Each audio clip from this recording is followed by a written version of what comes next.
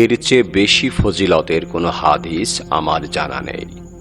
রাসূল সাল্লাল্লাহু আলাইহি ওয়াসাল্লাম বলেছেন, যে ব্যক্তি মুসলিম পুরুষ ও মুসলিম নারীদের জন্য আল্লাহর কাছে ক্ষমা প্রার্থনা করবে, তাহলে প্রত্যেক মুসলিমের জন্য একটি করে সওয়াব আল্লাহ তার আমল নামায় লিখে দিবেন।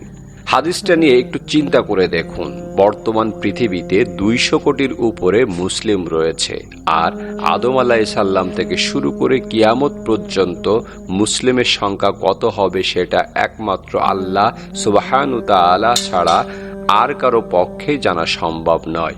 অথচ তাদের জন্য একবার ক্ষমা চাইলেই আপনি সেই সংখ্যক নেকি পেয়ে যাবেন যার পরিমাণ কোনো মানুষের কল্পনাও আসবে না।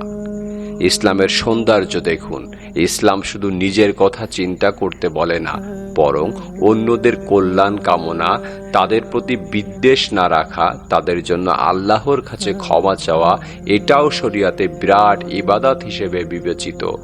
আর সেই কারণেই দেখা যাচ্ছে মুসলিম ভাই বোনদের জন্য আল্লাহর কাছে ক্ষমা চাওয়াতে তিনি এমন পরিমাণ সওয়াব নির্ধারণ করেছেন যেটা আর কোথাও পাওয়া যায় না। কিভাবে তাদের জন্য ক্ষমা চাইবেন? রাব্বানাগফিরলি ওয়ালি ওয়ালিদাইয়া ওয়ালিল মুমিনিনা ইয়াউমা ইয়াকুমুল হিসাব। অর্থ, হে আমার প্রতিপালক, যেদিন হিসাব হবে সেদিন আমাকে, আমার পিতামাতাকে এবং বিশ্বাসীদেরকে ক্ষমা করো।